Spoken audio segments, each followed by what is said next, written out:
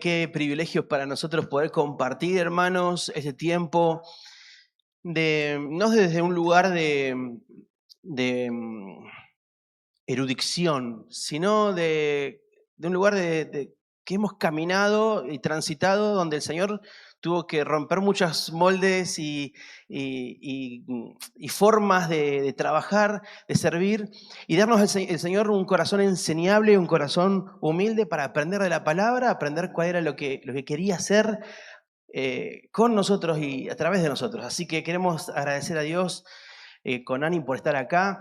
Mi nombre es Beto, somos de la Iglesia Cristiana Evangélica de Villa Celina. Allí servimos con los matrimonios, con las misiones, discipulamos, evangelizamos, y también los dos trabajamos, servimos al Señor en distintas organizaciones. En mi caso, capaz que después Ani les cuenta, ¿no? En mi caso, estoy sirviendo en La Voz de los Mártires, una organización que sirve a la iglesia perseguida en 70 países alrededor del mundo, ya hace 60 años.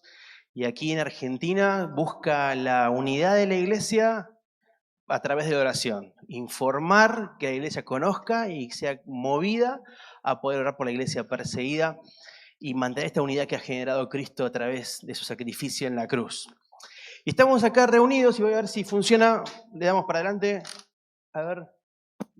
Yo acá tengo un puntero láser que me han conseguido los chicos. Tiene un botón para tirar un láser al que se duerme. Así que si te quedas dormido, te dejo ahí rengo. Bueno, tenemos allí la historia de Dios. Y una de las cosas que puede llegar a pasarnos, o que seguramente te habrá pasado en un momento de la vida, es: ¿para qué estoy yo en el mundo? ¿Para qué estoy aquí en la tierra? ¿O para qué estoy aquí en la iglesia, en este lugar? ¿Qué es lo que quiere Dios que haga? ¿Todo lo que hago es todo lo que Dios quiere que haga? Esa pregunta a mí me mató hace un tiempo atrás. ¿Todo lo que hago para el Señor es todo lo que el Señor quiere que yo haga? ¿O falta? ¿O sobra? También puede pasar. Sin duda que hay muchas preguntas que uno se puede hacer con relación a la existencia misma. Inclusive, ¿fuimos salvos para qué? ¿Fuimos salvos para hacer todo lo que estoy haciendo hoy en este momento? ¿Fui salvo por el Señor para tener un tiempo de expectativa de acá a la eternidad y nada más? ¿Qué es lo que Dios quiere hacer? Estas son un montón de preguntas que se me vienen a la cabeza y que Dios, en su gracia, vamos a intentar responderlas en el día de hoy. Y saben, hermanos, que hace poquito vi uno de esos videos famosos que hay en internet de un muchacho en un barrio ahí en Brasil, que abre una puerta y lo van filmando mientras va caminando y va saludando. No sé si lo vieron ustedes.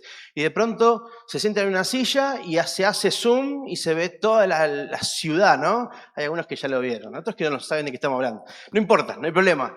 Pero lo cierto es que vos con la cámara vas viendo a un muchacho, una persona que viene al ritmo de una música, se sienta en una silla y de pronto va haciendo zoom y se va viendo no solamente las calles, se va viendo el barrio, se va viendo la ciudad, las montañas, y se ve lo pequeñito que era esa persona, pero que estaba ahí dentro de un paisaje mucho más amplio.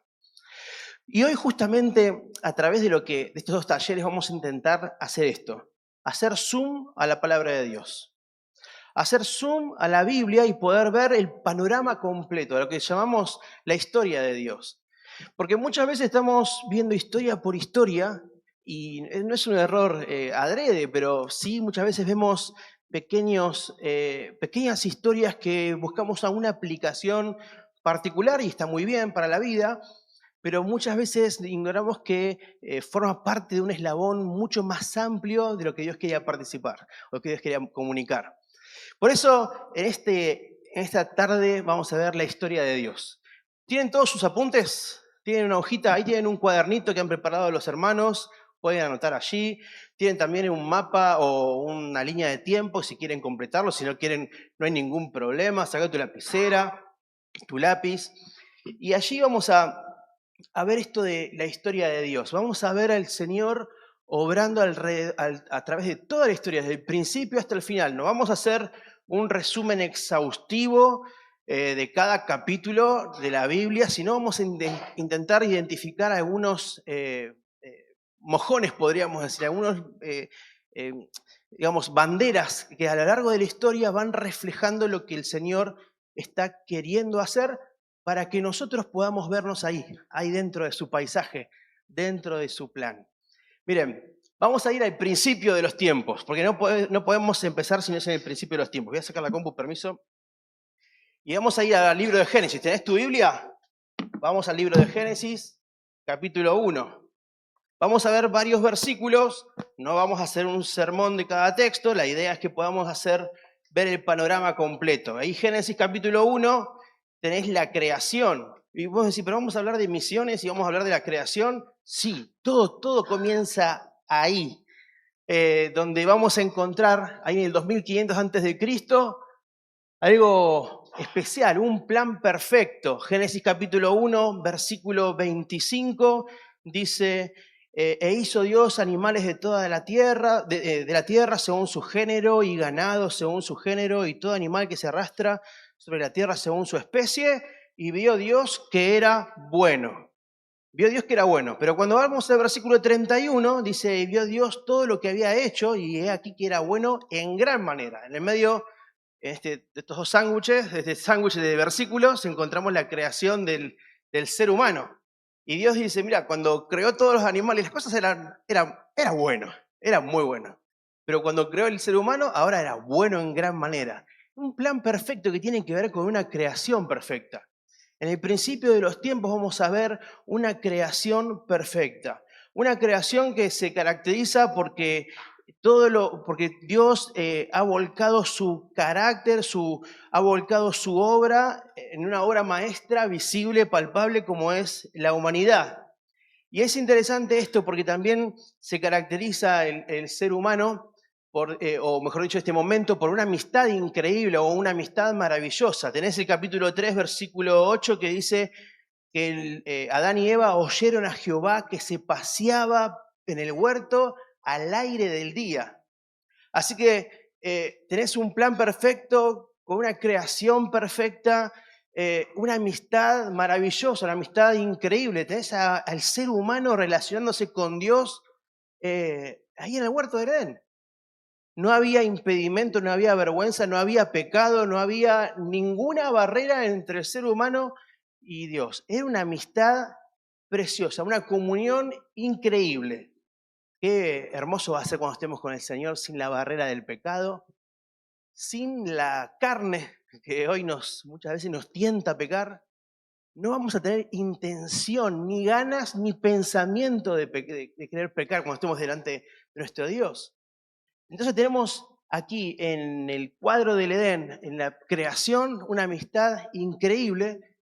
Y fíjense algo también. Ahora vamos a ver un poco más esto, pero dice el texto, vamos a ver el Génesis 1:26.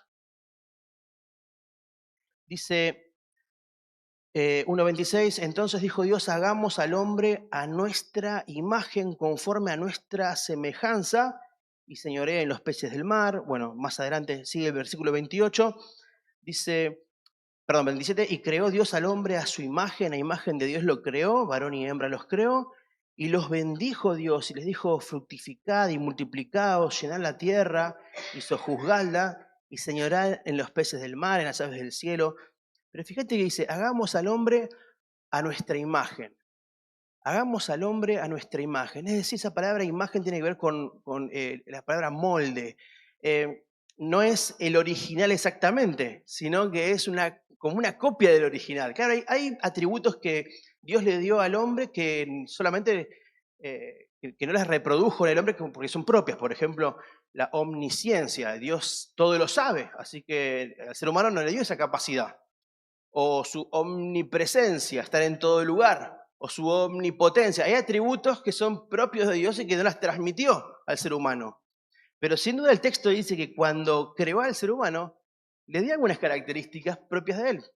La capacidad de razonar, la capacidad de pensar, la capacidad de relacionarse con Dios. Algo que la naturaleza, los animales no lo tienen, no tienen la posibilidad, pero sí tiene el ser humano. Hay capacidades mentales como razonar, como saber elegir, capacidades morales como, por ejemplo, saber lo que la conciencia tener una conciencia por el bien y por el mal.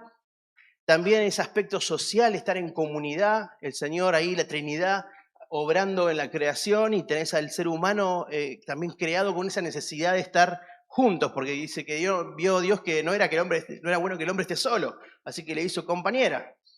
Entonces, tenés a Dios formando al ser humano a su imagen. Y el plan de Dios, fíjense versículo 28, fructifiquen, multipliquen, llenen la tierra. En otras palabras, el Señor está diciendo, ¿sabes qué? Quiero que mi imagen, quiero que mi molde sea visto en toda la tierra. En todo el planeta Tierra tiene que haber ese molde, esas características que fue implantado de Dios hacia el ser humano. Y esto es bellísimo, hermanos, porque tenemos a un Dios que tenía un corazón precioso de que la tierra sea llena de su gloria. Cuando uno habla de gloria, la traducción es peso, hay una palabra que se llama kabot, que es el peso de algo y la influencia de ese algo. Por ejemplo, cuando uno piensa en los planetas, vieron que hay órbitas alrededor del Sol, ¿no? Por mencionar solamente el Sol. El Sol es la masa más grande que existe, entonces como tiene mayor peso, ejerce influencia sobre todo lo que lo rodea, y los planetas y diversos cuerpos celestes van girando en su órbita alrededor del Sol. Esto no es porque quieren, sino porque la influencia del que está en el medio es más pesado, más importante, y genera diversas atracciones. Y esto es lo que va a querer hacer Dios con el ser humano. Dios va a querer que el ser humano llene la tierra con la imagen, con su imagen, que le dé gloria, para que todo ser humano sea empujado a darle gloria a Dios, para que sea atraído a la persona de Dios. No para exaltar la figura del humano, sino para exaltar al que está detrás de ese molde, que es nuestro Dios creador. Tenés ahí, llenar la tierra de su imagen, un Dios gobernando por sobre todas las cosas. Y podríamos mencionar un gran problema, que no fue un gran problema para Dios, pues ya sabía Dios todo esto, pero desde un punto de vista humano uno podría decir, bueno, un gran problema. Y la historia vos ya la conocés, y tenés ahí a Adán y Eva. Eva fue engañada por la serpiente, por el diablo, le dio de comer a Adán. Adán fue abiertamente rebelde, los dos han infringido la ley de Dios, desobedecieron, y toda esta imagen de su gloria, toda esta imagen se vio distorsionada. Ya el ser humano en su misión, como Dios quería, no iba a poder reflejar abiertamente la gloria de Dios. Ya ahora el ser humano albergaba pecado en su corazón, y todo lo que albergaba, todo lo que genera el pecado, ¿no? La separación, la vergüenza, la culpa y ese deseo de esconderse de Dios. Ahora, fíjense la respuesta de nuestro Dios. Fíjense la respuesta de nuestro Dios. Y vamos a empezar a completar la promesa de Dios. Vamos a ir a Génesis capítulo 3. Génesis capítulo 3, versículo 15.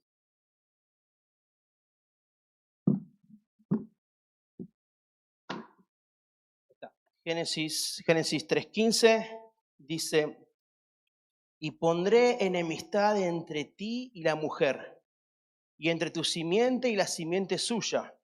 Esta te herirá en la cabeza y tú le herirás en el calcañar. Fíjense ahí la respuesta, la promesa de Dios en esa reunión donde estaba el hombre, la mujer y la serpiente, ¿no?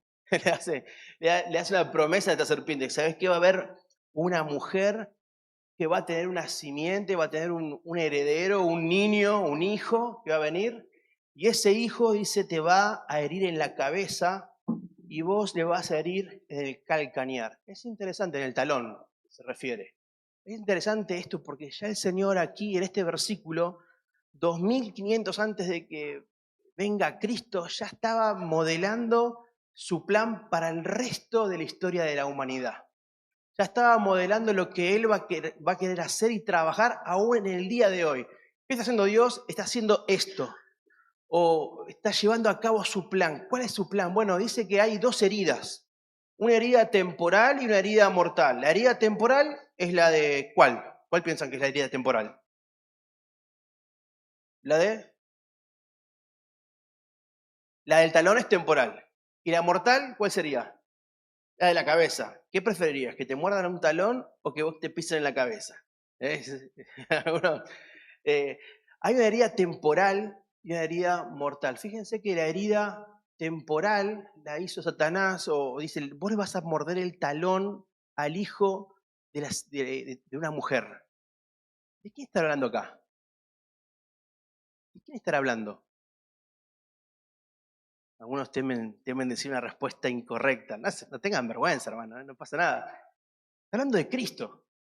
Y cómo el Señor Jesucristo, en su andar aquí en la tierra, su andar aquí en el mundo, de alguna forma Él cargó con toda la maldad de nuestro pecado, la herida de Satanás, la cruz de Cristo, pero fue una herida temporal porque al tercer día Él resucitó.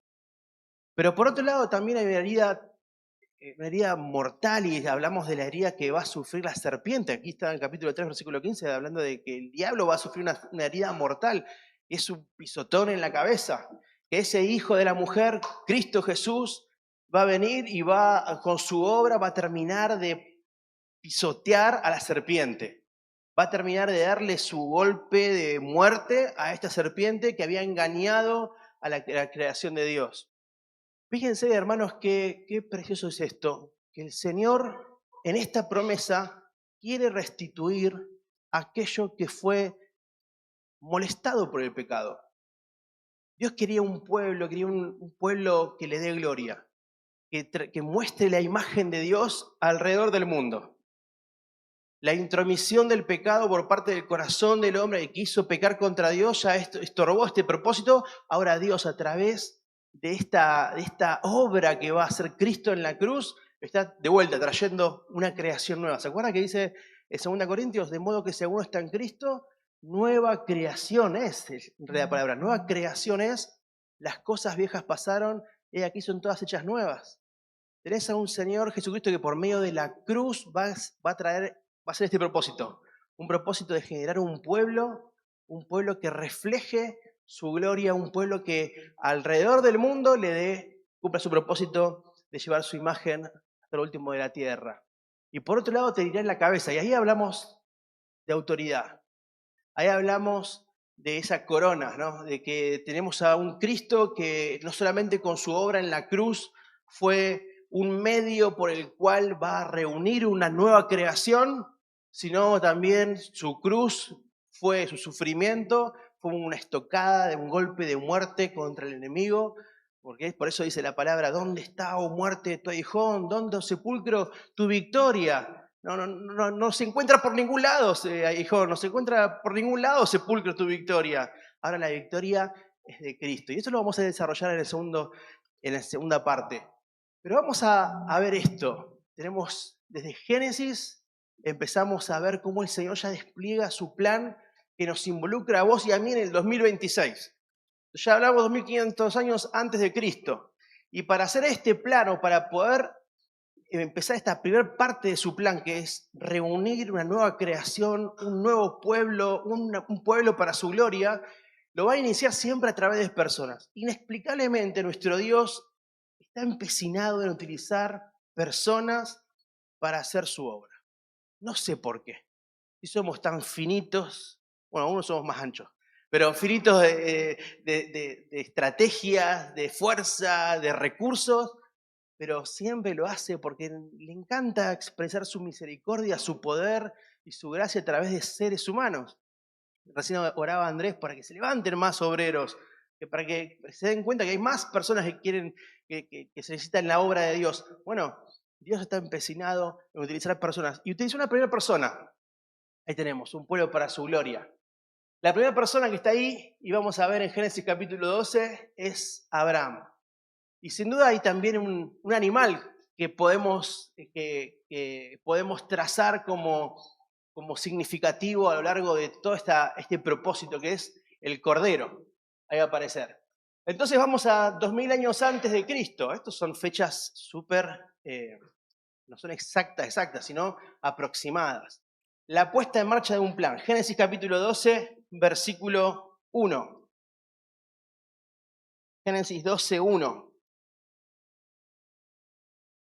Dice, pero Jehová había dicho a Abraham, vete de tu tierra y de tu parentela y de la casa de tu padre a la tierra que te mostraré. Y antes de seguir leyendo, fíjate que te voy a decir algo muy, pero muy profundo.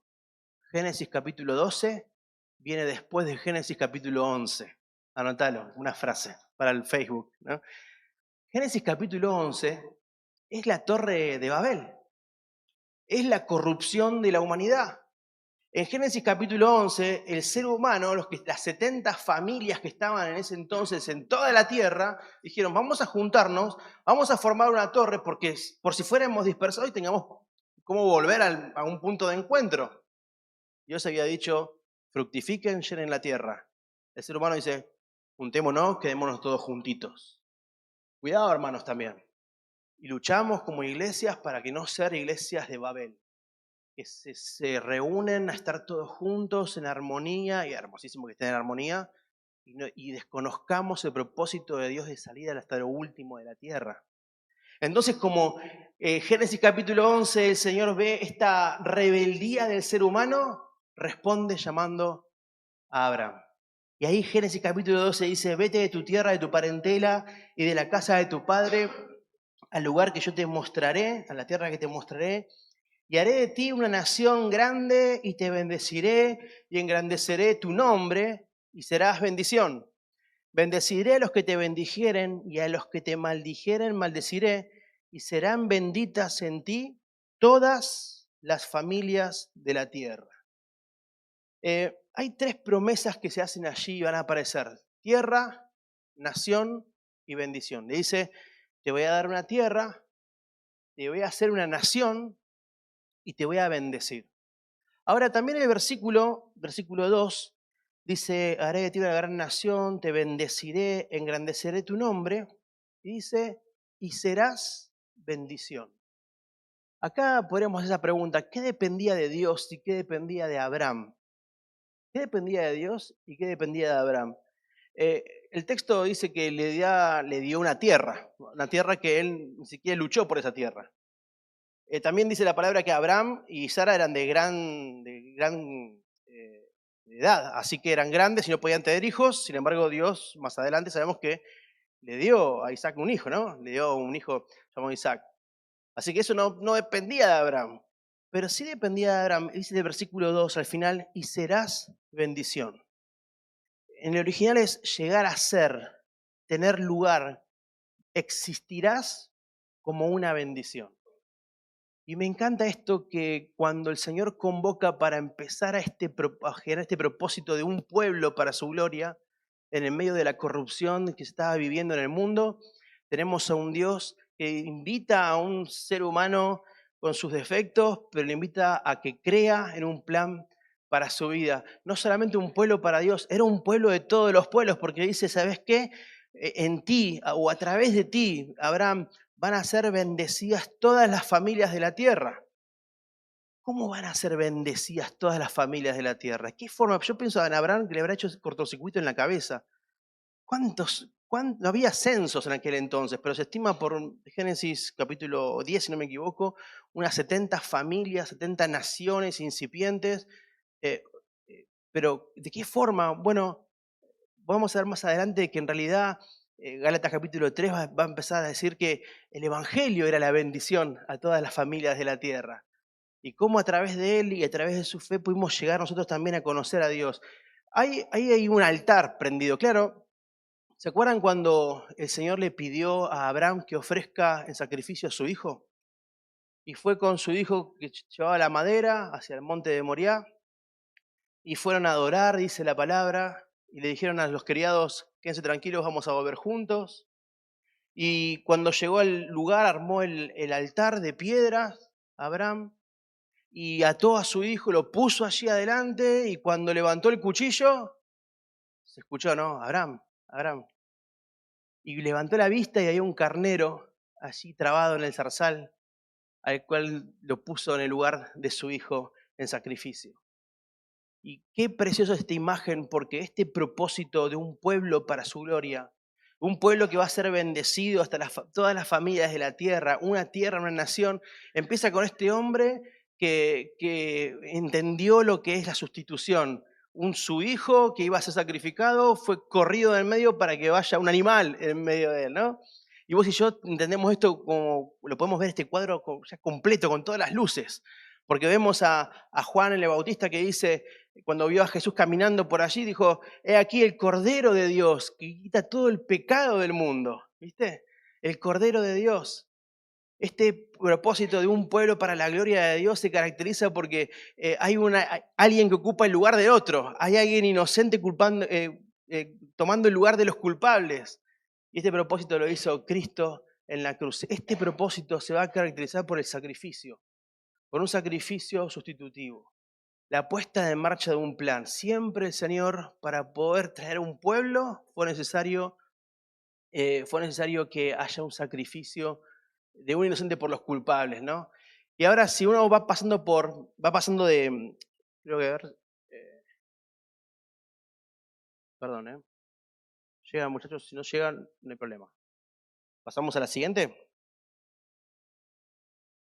Ahí está, dice 1200 años antes de Cristo.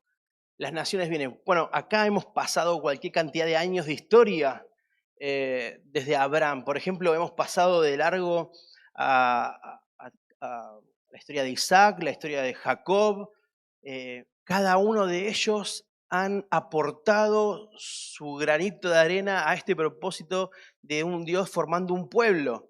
Pensá, por ejemplo, en Daniel, vamos a empezar por José, este hijo de Jacob que fue vendido por sus hermanos, y uno a veces hace zoom, ¿no? en la historia y dice, bueno, qué bueno que José supo perdonar, y hablamos del perdón, y qué lindo que aprendamos de eso.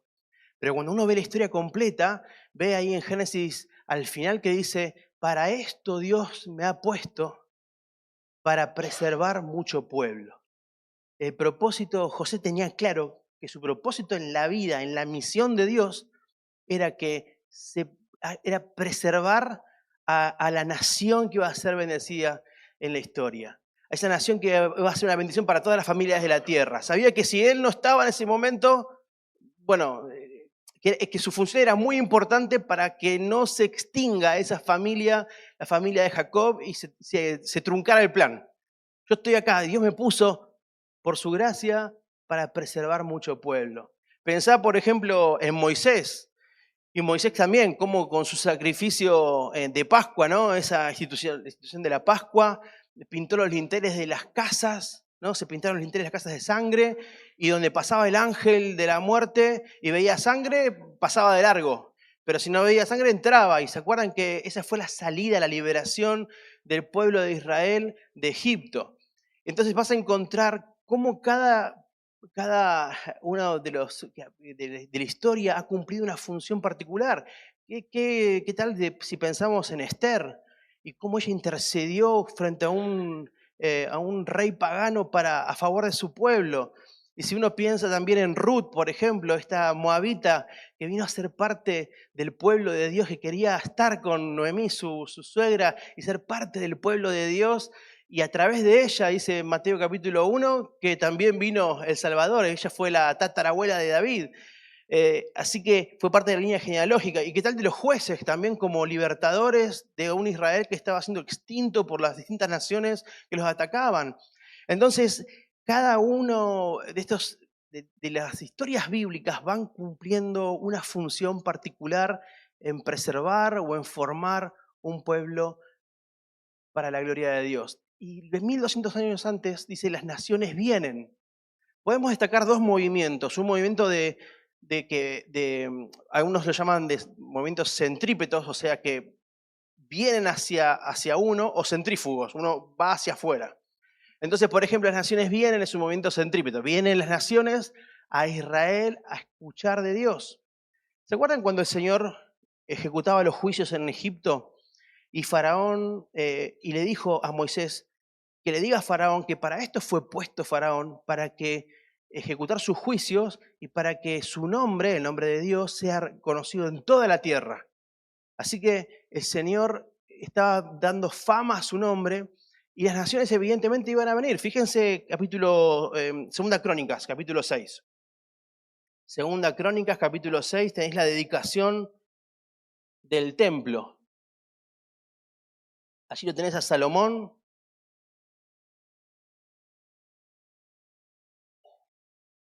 Capítulo 6, versículo 32.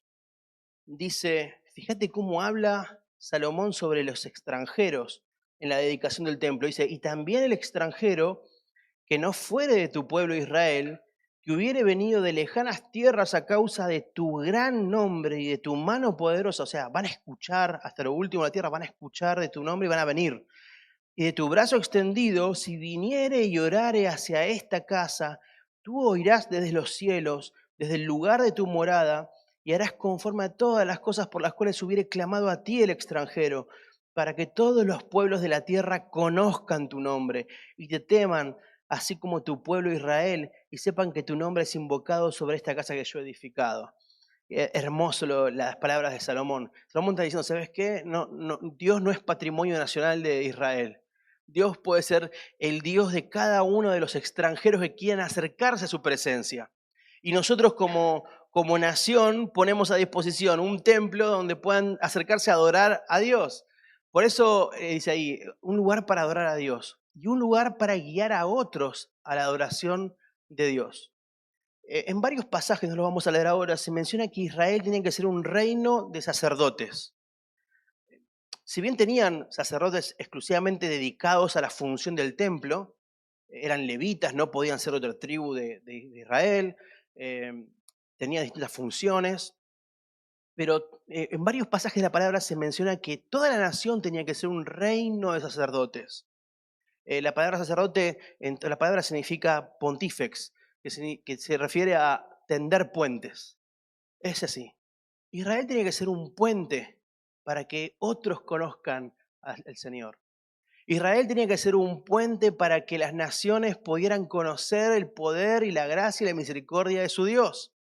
Ellos debían ser un puente santo para que otros, al verlos a ellos, puedan reconocer la imagen de la figura misma, Dios mismo. Sin embargo, vos y yo sabemos cómo fue muchas veces la historia. En la siguiente, ahí tenemos una foto, va a aparecer, si no me equivoco. Claro, esta es una recreación del templo. Y vieron que tiene dos espacios a los costados muy grandes. Esos patios gigantes son del tamaño de unas dos canchas de fútbol y se llaman patio de los gentiles. Era el espacio donde inclusive Dios en su arquitectura esperaba que vengan de todas las naciones a orar a Dios. Había que hacerle ese espacio. Fíjense que la parte más grande del templo eran los patios de los gentiles. De hecho, cuando el Señor Jesucristo entra al templo, ¿se acuerdan que agarra una cuerda, le hace nudos y empieza a revolear piñas para todos lados? ¿Se acuerdan? El texto es porque veía que los judíos, en vez de estar siendo puentes para las naciones, al contrario, le cobraban el cordero, le cambiaban la moneda. Tu peso argentino no vale eso, vale 3 monedas del templo. Eran cambistas. Así que empezó a revolear todo, pero el escritor del Evangelio dice, porque recordaban los discípulos, el celo de tu casa me consume. Y el Señor decía, ¿no habéis oído? Mi casa será casa de oración para todas las naciones. Isaías, ese es un texto de Isaías 56:7. Así que nuestro Señor estaba entristecido o estaba enojado porque los que debían ser un puente para las naciones estaban negociando con las naciones. Estaban distraídos en sus negocios, estaban distraídos en sus propósitos, en hacerse ricos, en edificar sus propios reinos y no en traer a la gente a la adoración. Cualquier persona que venía kilómetros y kilómetros y kilómetros de distancia y venía con su animal preparado para el sacrificio, lo mejor que había elegido, llegaba al templo, entraba y le decían, mira, hasta acá podés entrar, al patio de los gentiles. Pero ese animal no pasa, no pasa la inspección del templo. Así que tenés que comprar otro animal. Bueno, ¿y cuánto me sale? Y bueno, a veces te va a salir el doble, el triple. Bueno, tomá las monedas. No, esas monedas no valen tanto. Era bravo. Eran un tropiezo para que las naciones adoren. Ahora piensen en esto, hermanos. Nosotros somos templo del Señor hoy. La palabra en repetidas veces en 1 Corintios capítulo 6 dice que somos templo del Espíritu Santo, también dice somos templo de Dios. Nosotros somos un templo y nuestro corazón tiene que tener, escucha bien, no es muy bíblico que digamos, pero escúchalo bien. Nuestro corazón tiene que tener patio de los gentiles. Los gentiles no son alguien gentil, alguien amable. No, en la Biblia el gentil era alguien que no era judío. Nuestro corazón tiene que tener un patio por las naciones. Tiene que haber espacio de oración por las personas que no conocen de Cristo. Tiene que haber un espacio en mi corazón por aquellas naciones que no tienen un movimiento de plantación de iglesias sostenible. Tiene que haber oración por aquellos pueblos que todavía no tienen un versículo en su idioma. Tiene que haber oración por aquellas poblaciones que no tienen un obrero trabajando activamente para el alcance de esa etnia. Nuestro corazón muchas veces está cerrado solamente a una adoración a Dios, a una comunión con Él, pero no nos damos cuenta que en su arquitectura el Señor ha preparado un espacio grande para que las naciones tengan lugar de adoración. Podríamos preguntarnos, hermanos, ¿cuál va a ser mi participación para que otras naciones que vienen, que están muy lejos, quizás nunca vayamos, puedan también acercarse a adorar a Dios? ¿Qué estoy haciendo por ellos? Ahora sigue la historia, 1200 años antes de Cristo, y ahora vamos a otro movimiento centrífugo, podríamos decir. 500 años antes de Cristo, aproximadamente, van a las naciones. Dios envía a Jonás, y puse ahí voluntariamente porque, bueno, puede ser que se puedan tomar en cuenta que Jonás fue voluntariamente, pero Jonás es un buen ejemplo de lo que pasó con Israel. Dios envía personas voluntariamente y a veces las envía involuntariamente. En el caso de Jonás, le dio la orden, ve a Nínive a predicar. Él se fue a Tarsis, después, bueno, tuvo ahí sus problemitas con una ballena, pero después fue a Nínive, ¿no? Hizo la peor predicación de todas, dijo, de aquí a 40 días se mueren todos, y se convirtieron un montón. Viste, vos te preparás una predicación, haces curso de evangelismo y no se convierte nadie. Jonás predicó 2 frases y se arrepintió toda una nación. Impactante. Pero Jonás terminó enojado, ¿se acuerdan que terminó enojado? Porque dice, yo sabía que vos eras un Dios tardo para la ira, grande en misericordia. Jonás quería la destrucción de Nínive. No quería la salvación de Nínive. Y eso es un poco, y ahí está el verdadero pecado, dice, de Jonás fue pensar que Dios era solo para Israel. Esto se llama etnocentrismo. Es decir, que Dios es parte de mi cultura, es parte de mi círculo, es parte de mi nación y de nadie más. No me interesa lo que pase por fuera. No entraba en el corazón de Jonás la posibilidad de que los ninivitas pudieran adorar a Dios, pudieran acercarse a alabar al Señor. No había forma en su corazón. Él quería que Dios sea alguien que pertenecía a la nación de Israel y nada más. Y Dios le ha mostrado a este hombre que se había equivocado rotundamente. La siguiente dice, involuntariamente. Tenemos cuando Israel fue a Babilonia, y hay dos o varias historias más de Israel en Babilonia. Por ejemplo, cuando fueron a Babilonia exclusivamente por el producto de su idolatría, se alejaron del Señor y el Señor los entregó a sus pecados y terminaron esclavos en Babilonia. Allí hubo arrepentimiento, hubo también una vuelta a la adoración de un remanente, pero también pensemos en Daniel, por ejemplo, Daniel y sus amigos, que eran personas que tenían un corazón de búsqueda de la santidad y un corazón agradable al Señor, sin embargo, fueron involuntariamente allí y fueron un impacto positivo para la nación. ¿Se acuerdan que hasta Nabucodonosor expresó palabras diciendo, el Dios de ellos es el verdadero Dios? ¿No? Y la historia de los amigos de Daniel en el fuego del horno hizo que el corazón de este rey pagano pudiera realmente volver sus ojos al verdadero Dios. Así que muchas veces Dios ha hecho esto a través de su historia para formar este pueblo que refleje su imagen, que refleje su gloria.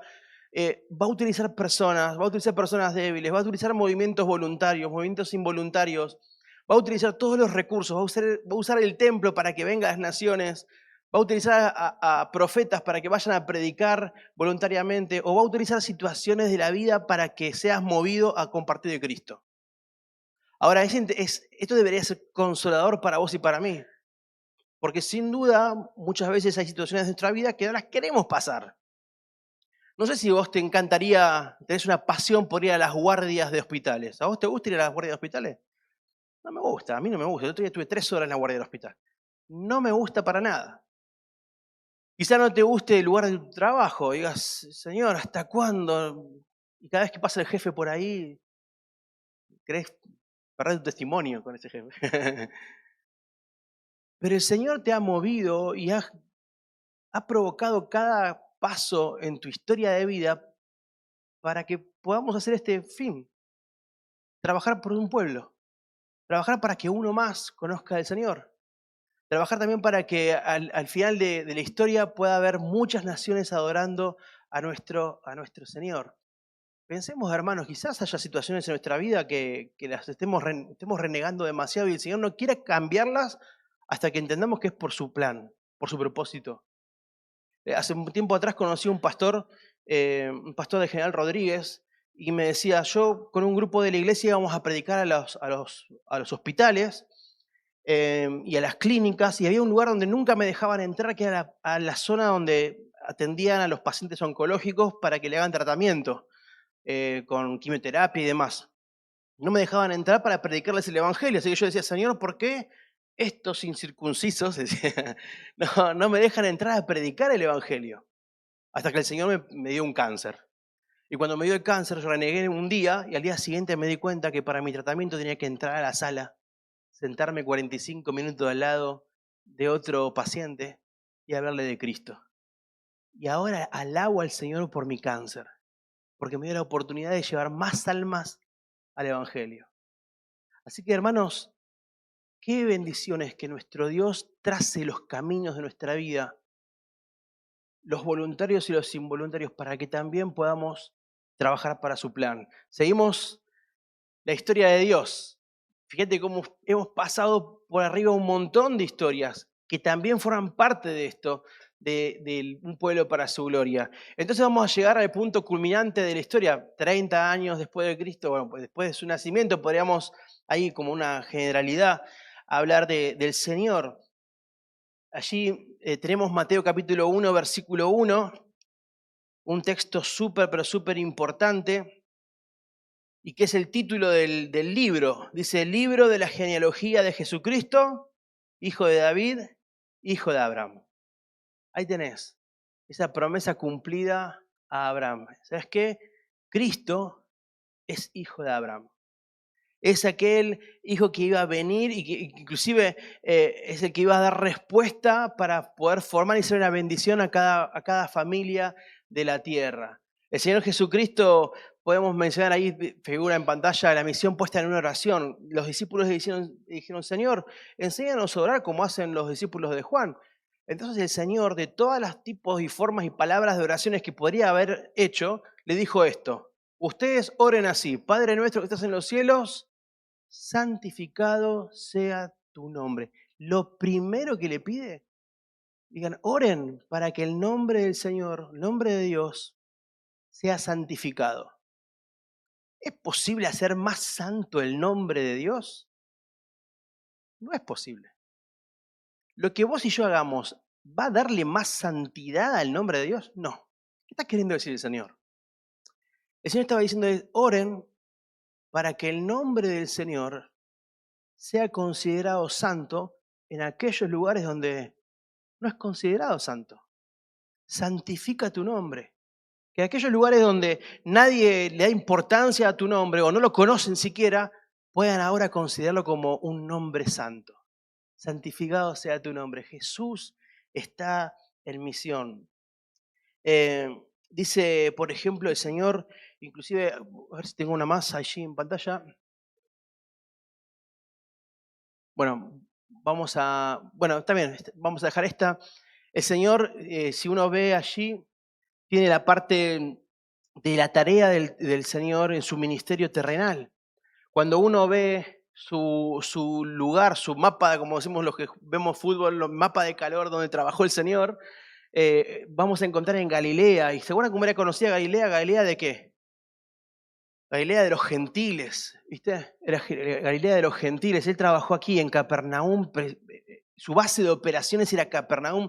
Cuando los religiosos esperaban de que él venga a hacer lo que hacía en otros lugares, lo haga en Jerusalén, su trabajo fue en Galilea, fue en Nazaret, fue en Capernaum, fue en Siria, que arriba, Decápolis, que era el lugar donde también las autoridades romanas iban a tomar vacaciones, en ese lugar, en las playas de Decápolis. También ahí el Señor hizo grandes milagros. Samaria, ¿se acuerdan que era necesario pasar por Samaria? Sanó a esa mujer sirofenicia. También se ocupó del centurión romano, también se ocupó de los griegos que vinieron a buscarles. De hecho, el texto dice, el texto que le habla sobre cuando vinieron los griegos, dice, ahora es necesario que el Hijo del Hombre sea levantado, y dice, cuando sea levantado, atraeré a todos a mí mismo, a todos. Ya en el corazón del Señor había un corazón por las naciones. Había un corazón por formar un pueblo, y lo iba a lograr a través de su cruz. Su centro, bueno, ya dijimos, su centro de ministerio fue Capernaum, no fue Jerusalén. No fue Jerusalén. De hecho, cuando uno lee Mateo capítulo 1, en su genealogía, encontrás que Mateo dejó perlas perdidas ahí en la genealogía. Dejó a Rahab, esa mujer cananea, dejó a Tamar, también cananea, dejó también ahí anotado a Ruth, por ejemplo, que era moabita, y creo que hay una más también dando vueltas en su genealogía en capítulo 1, para decirle, ¿sabes qué? El Señor hasta en su humanidad, 100% Dios, 100% hombre, hasta en su humanidad tenía sangre gentil. Y en su corazón estaban las naciones. Pensemos, mira, vamos a ver un siguiente versículo. Vamos a pasar al siguiente. Pasamos al siguiente. Un pueblo para su gloria. Vamos a saltar desde la obra de Cristo hasta aquí, ¿no? Sabemos que la obra del Señor fue perfecta. Sabemos que Él entregó su vida en la cruz del Calvario, derramó su sangre, inocente, murió por los culpables, recibió esa herida de nuestro pecado, esa herida profetizada en Génesis capítulo 3, pero esa herida no fue mortal porque al tercer día resucitó entre los muertos. Él con su cruz hizo una obra preciosa de perdón, sustitución, fue el Cordero de Dios que quita todo pecado del mundo. Y seguimos, dice el versículo, oí una potente voz, dice Apocalipsis capítulo 1, versículo 3. Fíjense el final de la historia. Aquí ya pasamos el 2026 hasta el final de la historia. Oí una potente voz que provenía del trono y decía, aquí, entre los seres humanos, está el santuario de Dios. Él habitará en medio de ellos. ¿Se acuerdan lo que decía Génesis? Jehová se paseaba por el huerto. Y ellos serán su pueblo. Dios mismo estará con ellos y será su Dios. El hombre y la mujer en el huerto del Edén tomaron la decisión de ser dioses. ¿Se acuerdan? Satanás le dijo a la mujer, ¿sabe Dios que el día que coman de ese fruto serán como Dios? Y eso le trajo el corazón. Seremos como Dios. Y el Señor, a través del huerto de Getsemaní, ¿no? A través del huerto de Getsemaní, provocó la irrupción de un nuevo pueblo. Un pueblo donde Él habitará en medio de ellos como en el Edén. Donde Él mismo estará presente y será su único Dios. No habrá lugar para otros dioses. A ver, solamente será Él. Fíjense el siguiente versículo. Después de esto miré y apareció una multitud tomada de todas las naciones. Esas son las palabras etnias, tribus, pueblos y lenguas. Era tan grande que nadie podía contarla. Estaban de pie delante del trono y del Cordero. vestidos de ropas blancas y con ramas de palma en la mano, proclamaban a gran voz: la salvación viene de nuestro Dios, que está sentado en el trono, y del Cordero. Exaltan al Cordero, el que ofreció su vida para que otros, para que vos y yo podamos ser salvos. Una multitud tomada de todas las naciones, de todas las tribus, pueblos y lenguas. ¿Cuántas se estiman que existen? Si mal no me falla el dato en la cabeza, 17.000 lenguas distintas.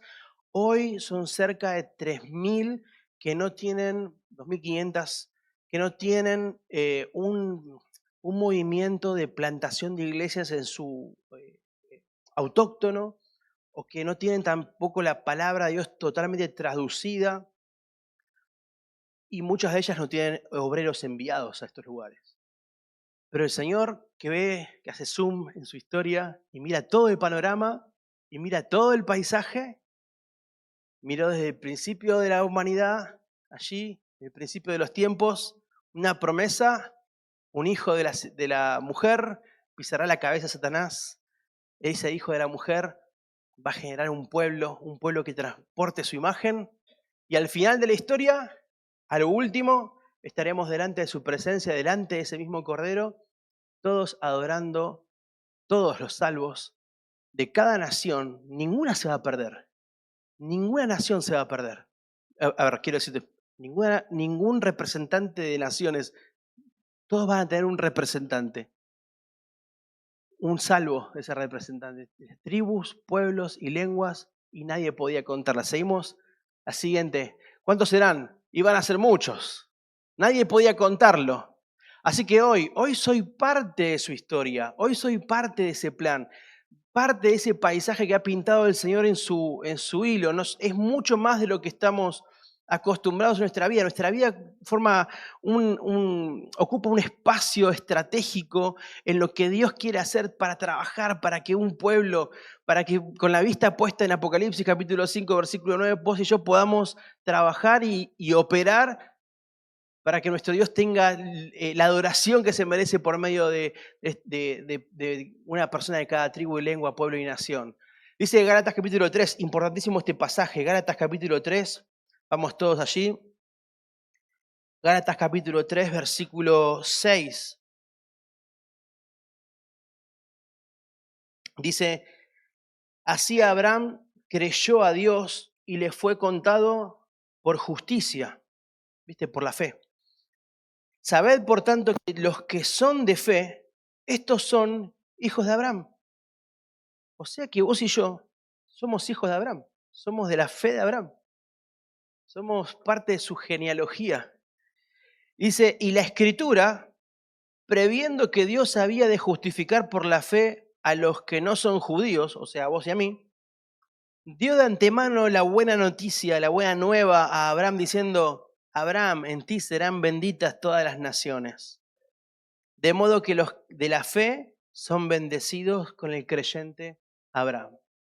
El Señor, cuando estaba en Génesis, hablándole en ese momento a Abraham sobre que iba a ser una bendición para toda la familia de la tierra, ya estaba pensando en vos y en mí. Ya estaba diciendo: como voy a justificar a los gentiles, vamos a decirle a Abraham: Abraham, quédate tranquilo, mirá que vas a ser una bendición para todas las familias de la tierra. La bendición para todas las familias de la tierra es el Evangelio del Señor Jesucristo. Y fíjate que pasó algo interesante en Génesis capítulo 12. Le dice Dios a Abraham: por medio de ti, dice, serán bendecidas todas las familias de la tierra. ¿Se acuerdan? Esa frase tan conocida. ¿Y qué le dice el Señor Jesús a sus discípulos antes de ascender a los cielos? El Señor le dice: también por medio de ti. Por tanto, vayan. Por medio de ustedes, vayan. ¿A qué? A ser discípulos. Pásame ahí está. Pasamos a la siguiente. Sí, porque acá no. Y hagan discípulos, dice. Serán bendecidas. Y hagan discípulos. ¿Qué bendición más grande existe en el universo que conocer a Cristo como Salvador? ¿No? Y serán bendecidas. A ver si. Ahí está. Todas las familias de la tierra, por tanto, vayan y hagan discípulos a todas las naciones. Es impactante. La gran comisión ya estaba citada en Génesis capítulo 12. Vos y yo hemos recibido algo que ya nuestro hermano Abraham lo ha recibido hace 5.000 años atrás. Somos parte de ese mismo motor que está trabajando el Señor y operando para que cada nación pueda escuchar el Evangelio y al menos uno de todos ellos puedan adorar al Cordero por los siglos de los siglos. Dice el versículo de Éxodo, capítulo 19, versículos 5 y 6. Ahí es el versículo que les mencionaba antes. Dice ahí abajo, vosotros me seréis un reino de sacerdotes y gente santa. Estas son las palabras que dirás a los hijos de Israel. Pero a nosotros esta nueva creación, este nuevo Israel, vos y yo, la iglesia, dice, más vosotros sois linaje escogido, real sacerdocio. Pensá que los judíos decían, nosotros somos hijos de Abraham, le decían al Señor. Mirá que nosotros somos hijos de Abraham. Nosotros somos linaje escogido, ¿no? Real sacerdocio, nación santa, pueblo adquirido por Dios para que anunciemos las virtudes. En otras palabras, para que contemos, como en Génesis capítulo 1, que el Señor quería que su imagen recorra toda la tierra, mostrando la gloria de Dios, para que vos y yo también hoy en día recorramos toda la tierra mostrando las virtudes de aquel que os llamó de las tinieblas a su luz admirable. Somos de la genealogía, linaje escogido, la genealogía de Abraham. Real sacerdocio, somos pontífex, somos puentes para la adoración de otros. Somos una nación santa, un pueblo adquirido por Dios, ¿no? Un pueblo para su gloria, para que nuestra vida refleje a nuestro Señor, el Señor Jesucristo. Hermanos, ¿qué podemos aprender de todo esto?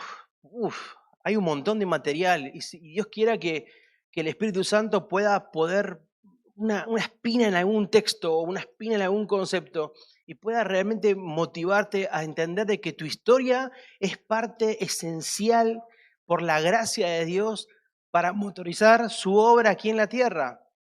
Utilizó un hombre súper débil como Abraham, de ya avanzada edad, una mujer como Sara, ni hablamos de Sara, ni hablamos de sus luchas y sus preocupaciones y cómo va a ser esto de tener un hijo a esta edad. Y el Señor se glorificó y hizo una obra increíble. No desprecies tu historia, no desprecies tu vida, las experiencias que has vivido, porque el Señor también te ha traído de la mano para que seas realmente un eslabón importante en la obra de Dios. Pensemos cómo el Señor quería desde el principio, quería que su imagen recorra toda la tierra. Dios quiere, hermanos, que en tu trabajo, en tu estudio, en tu escuela o en donde estés, también puedan ver a Cristo en vos. Que no puedan exaltar a una persona y digan, che, qué bueno que es Beto, qué bueno que es compañero de trabajo, qué buen estudiante. No. Que vean la bondad, la gracia, la misericordia, las virtudes de nuestro Dios a través de nosotros. Que podamos vernos en el barrio o en nuestros círculos de influencia como puentes. Que podamos ver con ojos de esperanza personas duras y difíciles viniendo a adorar a Dios. Dices, yo puedo ser un puente para que esta persona pueda venir a adorar a Dios, conociendo a Cristo como Salvador. Que recordemos, hermanos, que el templo tenía un espacio en su corazón, mejor dicho, el templo tenía un espacio, patios, del tamaño de 2 canchas de fútbol para los gentiles, no para un mercado, no para intereses mundanos. Que mi corazón también tenga un patio, tenga un espacio para las naciones, no solamente por la obra aquí en Argentina o aquí en Bursaco, no, por las naciones también. Que podamos trabajar, servir y orar para entender cuál es mi lugar en la historia de Dios, para que esto que va a pasar en Apocalipsis, que va a pasar, yo me haya sentido parte de su obra. Vamos a terminar orando, hermanos, y después tenemos un break, si no me equivoco. Amado Dios, te agradecemos, Señor, que puedas considerarnos para la extensión de algo tan precioso, este tesoro del Evangelio es algo increíble, es algo maravilloso para nosotros. Porque si nos ponemos a pensar, realmente somos vasos de barro, sin muchas cosas destacables por parte de este mundo, pero transportando un mensaje glorioso donde un cordero, el Cordero de Dios, ocupó nuestro lugar. Te agradecemos porque cuando decías que amabas a todo el mundo y por eso diste a tu Hijo, Señor, realmente era todo el mundo y no era solamente nosotros, Señor. Te agradecemos y queremos tener ese lugar en nuestro corazón por otros. Ayúdanos a quitar el egoísmo de nuestra vida, nuestro egoísmo religioso, que muchas veces pretendemos a veces tener un cristianismo de domingo. Librarnos, Señor, de las costumbres que nos alejan de entender de que no hay tiempo que perder y que hay que obrar para el propósito de Dios. Amado Dios, te agradecemos porque sabemos que al final de cuentas, al final del tiempo, se va a cumplir. No hay nada que estorbe ese plan. Y estaremos agradecidos y contentos de ver personas de distintos lugares y quizás ni siquiera identifiquemos su bandera, pero veremos adorando al Salvador por la eternidad y queremos sabernos haber sido parte de su alcance, Señor. Danos un corazón por tu historia, Señor. En el nombre de Cristo Jesús. Amén. Pero fue una herida temporal porque al tercer día venció la muerte, ascendió a los cielos, nos encomendó algo precioso que venía ya haciéndolo desde el Génesis. Y después viene la segunda parte, porque también en su plan maravilloso que está desplegando el Señor desde el principio de los tiempos hasta el final de los tiempos, no solo involucra a esto de generar un pueblo que transporte su imagen en la tierra, sino también un propósito contra el mal. Y ahí tenemos lo siguiente, aparece la coronita. Dale clic, por favor. Dice, tenemos la coronita y tiene que ver con este plan donde Dios va a volver a sentarse como gobernador, como toda autoridad, donde no va a haber más oposición de ningún tipo contra su autoridad. Te herirá en la cabeza, te herirá en la cabeza, una herida mortal. Vamos a ver la siguiente, dice, tenemos la imagen de la línea de tiempo y allí un clic más va a aparecer abajo una persona con la cual inaugura este segundo propósito. Una persona con la cual va el Señor a empezar a desplegar o a contarle que Él quiere establecer este reino para siempre, un reino sobre todo reino. Y esta persona es David. Y este David va a estar, podemos también mencionarlo como el león, ¿no? Fíjense, Mateo capítulo 1, versículo 1 dice, libro de la genealogía de Jesucristo, hijo de David, hijo de Abraham. Los dos propósitos del Señor van a estar ahí escondidos en Mateo capítulo 1, versículo 1. Hijo de David, hijo de Abraham. Fíjense Apocalipsis capítulo 5, versículo 5. Vamos a buscar allí a lo último. Apocalipsis capítulo 5, versículo 5. Te lo leo, dice, y uno de los ancianos me dijo, no llores, he aquí que el león de la tribu de Judá, la raíz de David, ha vencido para abrir el libro y desatar sus 7 sellos. Y otro texto que más adelante se lo menciona en Apocalipsis, creo que 21, dice que la raíz de David, Jesucristo es la raíz de David y ahí con mayúscula. Entonces el Señor va a desplegar este segundo propósito desde el principio hasta hoy, hasta siempre, un reino para siempre. Y va a convocar a un hombre sencillo, conforme a su corazón, que es David. Vamos a la siguiente, dice 1000 años antes de Cristo. Y allí vamos a dar un clic más, aparece un pasaje, un reino para siempre, es la promesa del Señor a David. Fíjense 2 Samuel capítulo 7, versículo 16, lo voy a buscar porque hay un texto más ahí escondido. 2 Samuel.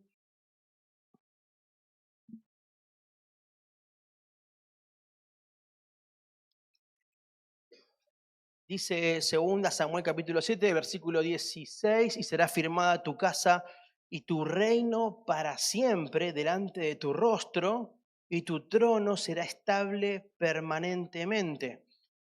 Y más adelante dice el versículo 21, todas estas grandezas has hecho por tu palabra y conforme a tu corazón, haciéndolas saber a tu siervo, dice David, ¿Quién como tu pueblo, como Israel, nación singular en la tierra? Porque fue Dios para rescatarlo por pueblo suyo y para ponerle nombre y para hacer grandezas a su favor y obras terribles a tu tierra, por amor de tu pueblo que rescataste para ti de Egipto, de las naciones y de sus dioses. Dice versículo 29, ten ahora bien bendecir la casa de tu siervo para que permanezca perpetuamente delante de ti, porque tú, Jehová, lo has dicho, y con tu bendición será bendita la casa de tu siervo, la casa de David, para siempre. Así que ya el Señor va a contarle, va a hacer esta promesa de una estabilidad en el reino davídico. Ahora, esta estabilidad a los ojos de Israel fue un problema porque, claro, ¿se acuerdan que se dividió el reino en dos? Uno comandado por Jeroboam y otro por Roboam. Al mismo tiempo, el pecado del pueblo de Israel fue tan grave que fueron deportados, como mencionábamos al principio.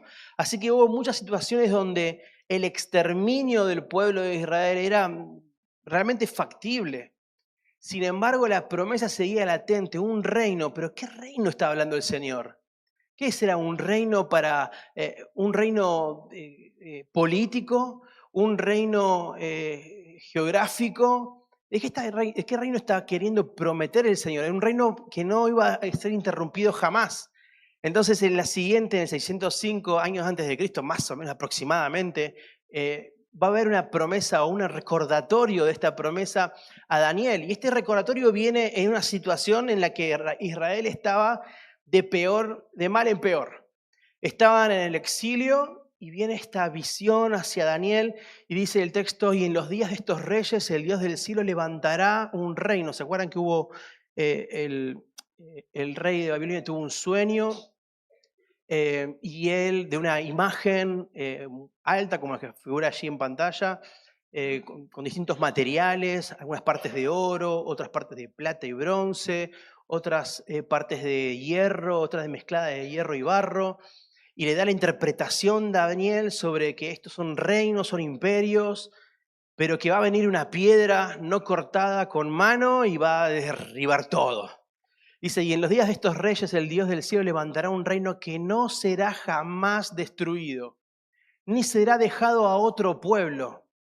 Desmenuzará y consumirá a todos estos reinos, pero él permanecerá para siempre. Y me encanta ese texto porque más adelante dice que esa roca no fue cortada con mano y cuando cayó destruyó lo que quedaba de los imperios puestos en alto, dice, y esa roca llenaba la tierra. Y hoy pensamos, si esa roca es Cristo, ¿no? Ese reino inconmovible que jamás será destruido, que consumirá todos los reinos, que permanecerá para siempre. Una roca no cortada con mano. Claro, Israel esperaba, por los profetas, esperaba ese gran día de Jehová. Esperaba ese, ¿se acuerdan que Isaías lo menciona mucho? El gran día de Jehová. No era un día de misericordia, era un día de castigo, era un día donde iba Dios a deponer toda la oposición de los demás reinos para, en su mente, los israelitas querían que sean levantados como nación y sacar pecho, en otras palabras, ¿no? Ellos esperaban el gran día de Jehová y este reino iba a venir de una forma totalmente distinta. Vamos a darle al siguiente, porque va a haber 500 años de silencio y hay un montón de historias en el medio que vos y yo podemos leer en la palabra y relacionarlo con este propósito de un reino para siempre. Pero cuando llegamos al punto culminante de la historia, siempre el punto, el pico máximo, el clímax es Cristo Jesús. ¿Y cuál es ese punto máximo? Bueno, el reino ha llegado, el reino está por venir. ¿Cómo es eso? Bueno, fíjense algunos textos. Mateo capítulo 4, Mateo capítulo 4, en el comienzo del ministerio del Señor, fíjense que dice Mateo capítulo 4, versículo 17. Desde entonces comenzó Jesús a predicar y a decir, arrepentíos porque el reino de los cielos se ha acercado. Arrepentíos porque el reino de los cielos se ha acercado. También la oración que le enseñó a los discípulos, ¿no? Cuando le enseñó a orar, dice, venga tu reino. O sea, ¿Se acercó el reino o no se acercó el reino? Es esa dicotomía entre el ya y el todavía no. Ya vino el reino, pero todavía no vino el reino. ¿Cómo es esto? Bueno, justamente Lucas capítulo 4 va a decir esto específicamente. Miren, capítulo 4, versículo, tenemos allí, versículo 18, cuando el Señor fue a la sinagoga en Nazaret, redidieron el rollo, abrió el rollo del libro y dice el texto que leyó el lugar donde estaba el profeta Isaías y dice, el Espíritu del Señor está sobre mí. Dice, por cuanto me ha ungido para dar buenas nuevas a los pobres, me ha enviado a sanar a los quebrantados de corazón, a pregonar a los cautivos y vista a los ciegos, a poner en libertad a los oprimidos, a predicar el año agradable del Señor. Y enrollando el libro, lo dio al ministro, se sentó y los ojos de todos en la sinagoga estaban fijos en él. Acá tenemos un doble tiempo. El reino vendrá, el reino estará por venir y vendrá con poder. De hecho, vendrá y va a efectivamente pisar la cabeza a Satanás. O sea, va a derribar a este enemigo que vos y yo, el enemigo de nuestras almas, y va a dejar de existir para siempre. Esto es una realidad que lo menciona Apocalipsis varias veces, que va a ser el enemigo y la muerte van a ser lanzados al lago de fuego. Así que ya eso va a suceder. Esa es una de las venidas del reino. Pero también el reino ya ha venido en esta forma tan humilde del Señor, sin ruido, donde venimos al Señor que quiere extender su reino, su gobierno aquí en la tierra por medio de corazones y almas que van conociendo de su amor y misericordia. ¿Sabes que cuando vos y yo entendemos sobre el reino, a veces nos imaginamos un castillo y nada más? Pero en la Biblia la palabra reino tiene que ver no solamente con la parte geográfica, sino también el ámbito de la soberanía, o sea, el espacio donde un rey ejerce autoridad. Entonces, nuestro presidente puede tomar decisiones en las fronteras de Argentina, pero no un poquito más allá, cruzando la cordillera o para el otro lado del Río de la Plata. No, no, solamente en este terreno. Nuestro Señor está extendiendo su reino a través de su gobierno en los corazones de aquellos que llegan al Salvador por medio de Cristo, ¿no? Que llegan a conocer del Salvador. Su reino está por venir. Y a este texto, para los judíos les causó una sorpresa enorme, porque ellos esperaban el gran día de Jehová. Y el texto que leyó el Señor fue Isaías 61:2, que es igual que esta porción que menciona Lucas, pero el Señor corta el versículo antes. En Isaías capítulo 61, lo voy a leer para no equivocarme, Isaías 61:2, la frase o el texto termina de una forma diferente. Dice versículo 2, a proclamar el año de la buena voluntad de Jehová y el día de la venganza del Dios nuestro. ¿Sabes qué estaban esperando los judíos de la sinagoga y los religiosos? Estaban esperando que diga, que el Señor se pare y diga, ya va a venir el día de la venganza y del juicio, el gran día de Jehová. Pero el Señor cortó ese texto en su misericordia para mostrarnos que está abriendo un tiempo de gracia que nadie lo esperaba. De hecho, los discípulos, cuando el Señor, después de haber muerto, resucitado y estaba a punto de subir a los cielos, dice, ¿vas a restaurar el reino ahora o cuándo? Estaban esperando ese rey que pisoteara, ¿no?, a toda autoridad. Ese rey que venga a establecer su reino físicamente y visiblemente. Y el Señor dice, ¿sabes qué? No. Vengo a proclamar el año agradable del Señor. Vengo a pregonar libertad a los cautivos, vista a los ciegos, a poner libertad a los oprimidos. Vengo a abrir una ventana de gracia antes de que efectivamente venga mi reino y todo enemigo sea lanzado al lago de fuego. Ahora, hermanos, esto es precioso también, pues, nuestro Señor. Es precioso saber de que nuestro Cristo, antes de su segunda venida en gloria espectacular, gloriosa, dice, Dios enviará a su Hijo en humildad para mostrar a los hombres la bendición del gobierno de Dios en cada vida. Antes de que podamos vivir físicamente en ese reino glorioso, ya vos y yo podemos experimentar la soberanía de nuestro Dios en nuestra vida. Ya podemos experimentar la bendición de tener a un rey como nuestro Dios.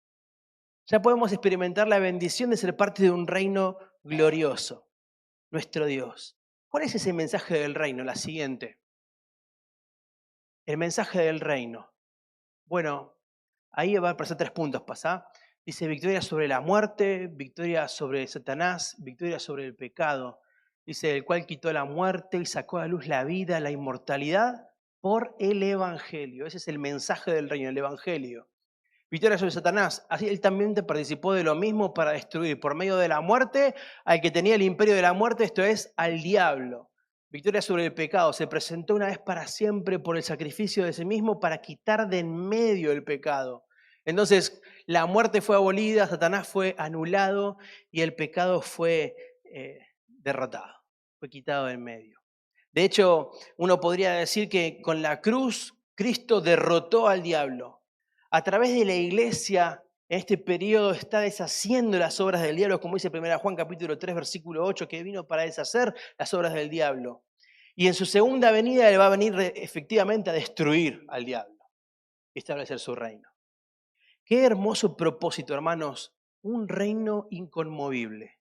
Trabajamos por un pueblo para su gloria. Y tenemos al Cordero de Dios que quita todo el pecado del mundo.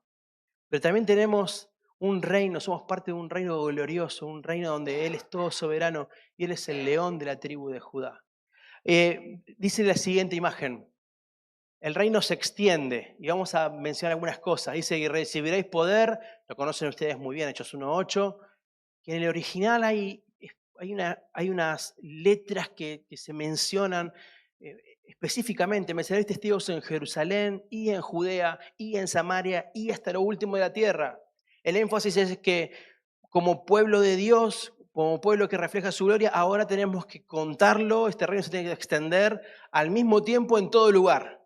No es algo progresivo, no es que primero en Jerusalén, después en Judea, en Samaria, aunque ha sido así en el libro de Hechos. Tuvieron que ser muchas veces empujados los discípulos, sino que también nuestra meta hoy en día es, al mismo tiempo que pensamos en Jerusalén, al mismo tiempo que pensamos en nuestra Judea, al mismo tiempo tenemos que pensar en hasta lo último de la tierra.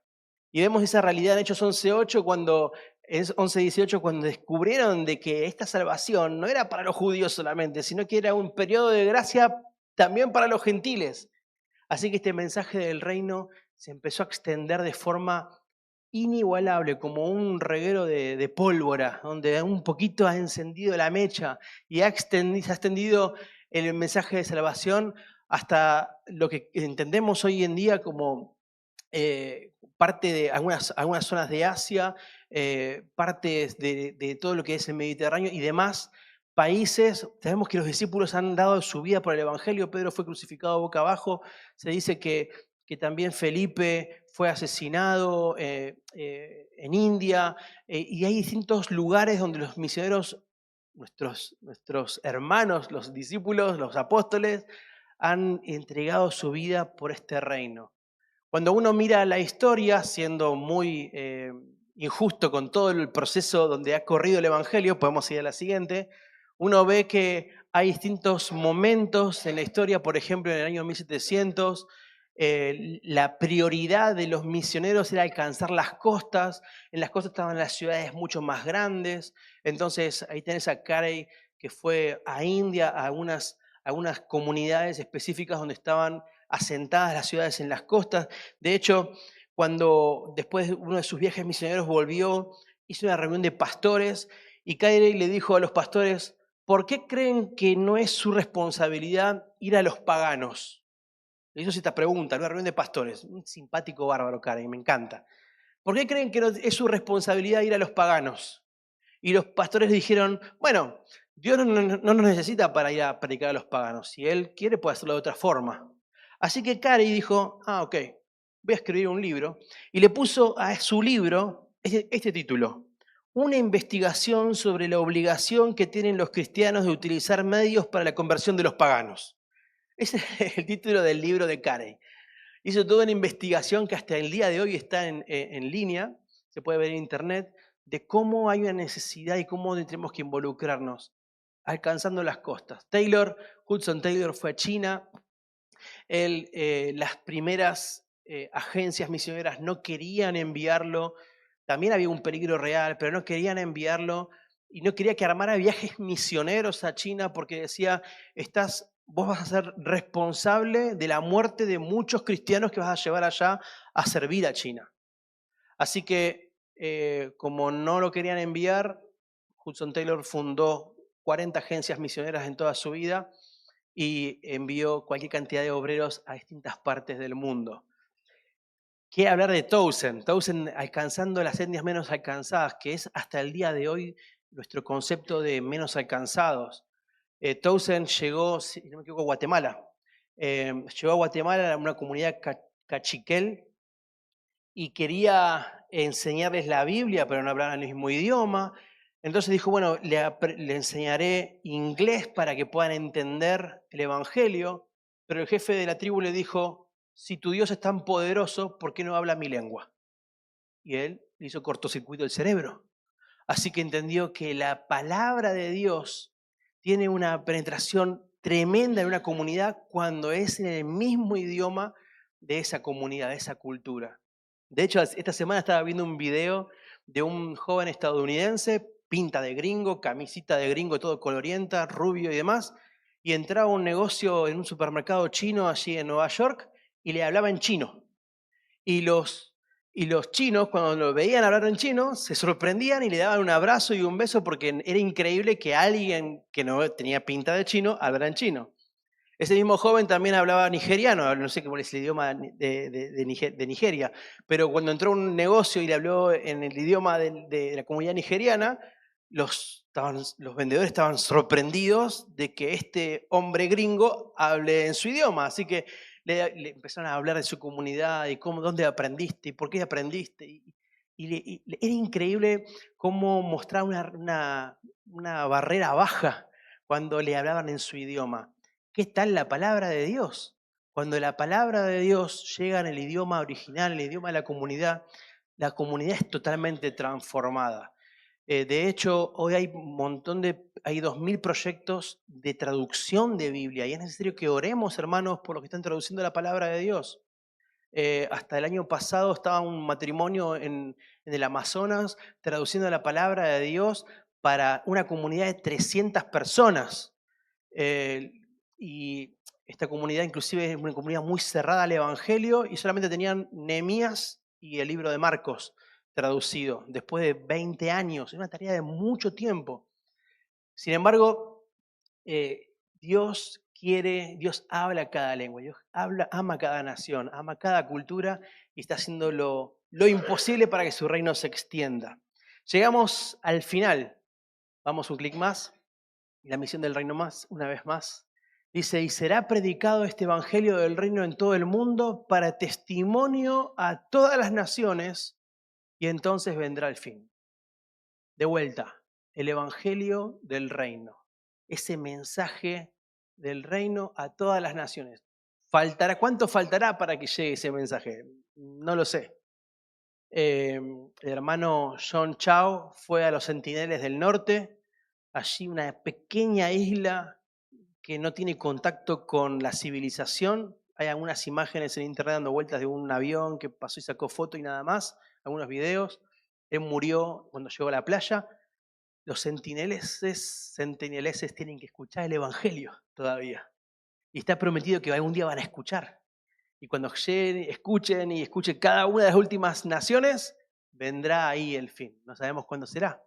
Y les dijo, así está escrito y así fue necesario que el Cristo padeciese y resucitase de los muertos al tercer día. Y fíjate esa palabra, y que se predicase en su nombre el arrepentimiento y el perdón de pecados en todas las naciones, comenzando desde Jerusalén.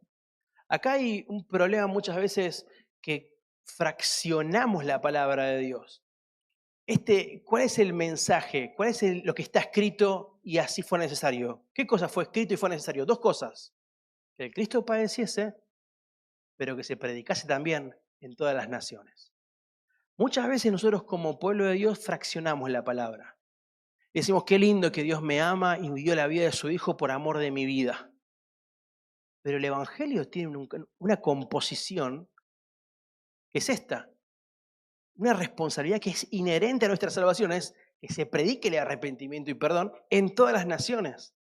Es algo que no se divide, no es algo para los misioneros, no es algo para el comprometido o el movilizador, no es algo para la fundación cristiana, no es algo para alguien sí, para alguien no. Es para todos. ¿Qué es para todos? Conocer a Cristo como Salvador y predicar de su reino en todas las naciones. Hermanos, deberíamos preguntarnos si estamos fraccionando la palabra de Dios. Yo muchas veces decía, cuando predicaba el Evangelio, porque de tal manera me amó Dios a mí, que ha dado su vida. No, ¿cómo me a mí? A todos, al mundo. La palabra es clara ahí. Ama a todos el Señor. Hay lugar para todos en su nombre, ¿no? Y es necesario, así está escrito, y es necesario que oremos nosotros. Que prediquemos el Evangelio, pero que pensemos en las naciones y en qué podemos hacer para que las naciones conozcan del Evangelio. Seguimos. Ya terminamos. Creo que no hay ninguna más, ¿no? ¿Quedó ahí? Buenísimo, hermanos. Hemos visto desde el principio un panorama general. Hemos hecho zoom a la Biblia de una forma injusta, porque seguramente hay un montón para decir. Pero sin duda, la palabra de Dios transcurre estos dos rieles, ¿no? Un riel donde convocó a un hombre, a Abraham, sencillo, en debilidad, para comenzar ese progreso de formar un pueblo para su gloria y volver al Edén, ¿no? Y un reino para siempre donde convoca a David y le cuenta que su reino va a permanecer para siempre y sabemos que su reino permanece para siempre porque el descendiente de David es Cristo mismo, ¿no? Ahora, hermanos, qué interesante o qué importante es que vos y yo podamos ver la Biblia de esta forma. Quizás te pase lo que me pasó a mí hace un tiempo atrás. Digo, che, yo tengo que releer la Biblia y ver cada historia a la luz de estos dos propósitos. Y ver libros difíciles como, no sé, Nahum, Ageo, Oseas, Ezequiel, y verlos todos a la luz de la palabra de Dios, a ver a la luz de sus propósitos y cómo el Señor está desplegando a lo largo del tiempo un mismo plan. Y vos y yo estamos ahí siendo un eslabón importante para que un día estemos delante de su trono todos reunidos, uno de cada lengua, pueblo, tribu y nación, adorando al que tiene la autoridad, al Cordero de Dios y su reino para siempre. Yo quiero leer un pasaje para terminar, Salmo capítulo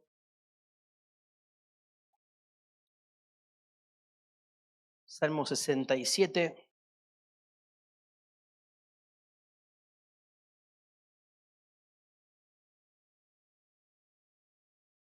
Dice, Dios tenga misericordia de nosotros y nos bendiga, haga resplandecer su rostro sobre nosotros, su imagen, que haga resplandecer su molde, ¿no? Que seamos un molde del rostro de Dios, para que sea conocido en la tierra tu camino, en todas las naciones tu salvación. Te alaben los pueblos, oh Dios, todos los pueblos te alaben. Primer propósito. Alégrense y gócense las naciones, porque juzgarás los pueblos con equidad. El segundo propósito. Y pastorearás las naciones en la tierra. Te alaben los pueblos, oh Dios, todos los pueblos te alaben.